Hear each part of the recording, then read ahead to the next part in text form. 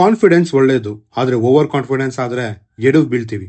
ಇಲ್ಲಿ ಡೈರೆಕ್ಟರ್ಗಾಗಿರೋದು ಅದೇನೆ. ನೀವಿನ್ನೂ ನನ್ನ ಚಾನಲ್ಗೆ ಸಬ್ಸ್ಕ್ರೈಬ್ ಮಾಡ್ಕೊಂಡಿಲ್ಲ ಅಂತಂದ್ರೆ ಈಗಲೇ ಸಬ್ಸ್ಕ್ರೈಬ್ ಮಾಡಿ ಮತ್ತು ನನ್ನ ಹೊಸ ಪ್ರಯತ್ನಗಳಿಗೆ ಸಪೋರ್ಟ್ ಮಾಡಿ ಅಂತ ಕೇಳ್ಕೊತೀನಿ. ಇಂಟ್ರೋ ಮುಗೀತು, ಇನ್ನು ಸಿನಿಮಾ ಒಳಗೋಗೋಣವಾ? Parasakthi, return and directed by Sudha Kongara, starrer by Sivakarthikeyan, Sreeleela, Jayam Ravi and many more. 1930s ಇಂದ 1960s ಒಳಗೆ ನಡೆದಿರುವಂತ ರಿಯಲ್ ಇನ್ಸಿಡೆಂಟ್ಸ್ ನ ಬೇಸ್ ಮಾಡಿ ಈ ಸಿನಿಮಾನ ಮಾಡಿದೀವಿ ಅಂತ ಡೈರೆಕ್ಟರ್ ಹೇಳಿದ್ರು.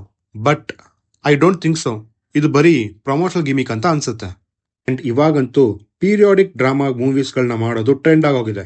ಮಾಡಿ, ಅದಕ್ಕಲ್ಲ, ಬಟ್ ಪ್ರಾಪರ್ ರೀಸನಿಂಗ್ ಅಂತ ಇರಬೇಕು. ಇಲ್ಲ ಅಂದ್ರೆ ಸಿನಿಮಾದ ರಿಸಲ್ಟ್ ಈ ರೀತಿ ಆಗುತ್ತೆ. ಒಬ್ಬ ಮಾಜಿ ಒಳ್ಳೆ ರೌಡಿ ಮತ್ತು ಒಬ್ಬ ಮಾಜಿ ಕೆಟ್ಟ ಪೊಲೀಸ್, ಇವರಿಬ್ಬರ ನಡುವೆ ನಡೆಯುವಂತ ಕಾನ್ಫ್ಲಿಕ್ಟ್ಸ್. ಇಷ್ಟೇ ಸಿನಿಮಾದ ಒನ್ ಲೈನ್ ಸ್ಟೋರಿ. ಈ ಸಿನಿಮಾದಲ್ಲಿ ಸ್ವಲ್ಪ ಈ ಹೀರೋ ತಮ್ಮ ಅವರ ಎಲಿಮೆಂಟ್ಸ್ ಅಷ್ಟೇ ನೋಡೋ ರೀತಿ ಇದ್ದಿದ್ದು. ಶ್ರೀಲೀಲಾ ಅವರು ಪ್ರತಿ ಸಿನಿಮಾದಲ್ಲೂ ಒಂದೇ ರೀತಿ ಕಾಣಿಸ್ಕೊಂತಾರೆ ಅಂಡ್ ಅದೇ ರೀತಿ ಪರ್ಫಾರ್ಮ್ ಮಾಡ್ತಾರೆ. ಅಂಡ್ ಈ ಸಿನಿಮಾದಲ್ಲಿ ಅವರ ಆಕ್ಟಿಂಗ್ ಆರ್ಟಿಫಿಷಿಯಲ್ ಆಗಿ ಎದ್ದು ಕಾಣಿಸುತ್ತೆ. ಅಂಡ್ ಅವರ ಪಾತ್ರ ಸುತ್ತ ಬರ್ಕೊಂಡಿರುವಂತ ಸೀನ್ಸ್ ಗಳು ಕೂಡ ತುಂಬಾ ಕ್ಲೀಶೆ ಆಗಿದೆ. ಆ ಹಿಂದಿ ಎಲಿಮೆಂಟ್ ಸಿನಿಮಾನ ಬೋರ್ ಮಾಡಿಸ್ತೇ ಹೊರತು ಸಿನಿಮಾಗೆ ಯಾವುದೇ ಎಲಿಮೆಂಟ್ಸ್ ನ ತಂದ್ಕೊಟ್ಟಿಲ್ಲ. ಜಯಂ ರವಿ ಅವರ ಪ್ರೆಸೆನ್ಸ್ ಚೆನ್ನಾಗಿತ್ತು. ಇನ್ನು ಜಿ.ವಿ. ಪ್ರಕಾಶ್ ಅವರ ಮ್ಯೂಸಿಕ್ ಇಂಪ್ಯಾಕ್ಟ್ಫುಲ್ ಆಗಿರ್ಲಿಲ್ಲ. ಡೈರೆಕ್ಟರ್ ಸುಧಾ ಅವರು ಮಣಿರತ್ನಂ ಮತ್ತು ಬಾಲಾ ಅವ್ರ ಜೊತೆಗೆ ಎಡಿ ಆಗಿ ವರ್ಕ್ ಮಾಡ್ತಾ ಇದ್ರು.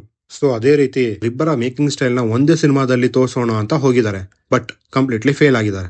ಶಿವಕಾರ್ತಿಕೇಯನ್ ಅವರು ಅವ್ರಿಗೆ ಕೊಟ್ಟಿರುವಂತ ಕೆಲಸನ ಚೆನ್ನಾಗೇ ಮಾಡಿದ್ದಾರೆ, ಬಟ್ ಡೈರೆಕ್ಟರ್ ಅವರು ಅವ್ರ ಎಕ್ಸಿಕ್ಯೂಷನ್ ಅಲ್ಲಿ ಫೇಲ್ ಆಗಿದ್ದಾರೆ. ಅಂಡ್ ಆಲ್ರೆಡಿ ಅವರು ಅವ್ರ ರಿಟೈರ್ಮೆಂಟ್ ನ ಅನೌನ್ಸ್ ಕೂಡ ಮಾಡಿದ್ದಾರೆ. ಈ ಸಿನಿಮಾದ ರಿಸಲ್ಟ್ ಏನಾಗಿರುತ್ತೆ ಅಂತ ನಿಮ್ಗೆ ಆಲ್ರೆಡಿ ಗೊತ್ತಾಗಿರುತ್ತಲ್ವಾ? ಸೊ ಓವರ್ ಆಲ್ ಆಗಿ ಹೇಳ್ಬೇಕು ಅಂತಂದ್ರೆ ಸಿನಿಮಾ ಬಿಲೋ ಅವರೇಜ್ ಆಗಿತ್ತು. ಇನ್ನು ನೀವೇನಾದ್ರೂ ಈ ಸಿನಿಮಾನ ನೋಡಿದ್ರೆ ಹೇಗನ್ನಿಸ್ತು ಅಂತ ಕೆಳಗಡೆ ಕಮೆಂಟ್ ಮಾಡಿ ತಿಳಿಸಿ. ಮುಂದಿನ ವಿಡಿಯೋದಲ್ಲಿ ಸಿಗೋಣ ಅಂತ ಹೇಳ್ತಾ ನಾನಿನ್ನು ಹೋಗ್ಬಿಟ್ಟು ಬರ್ತೀನಿ.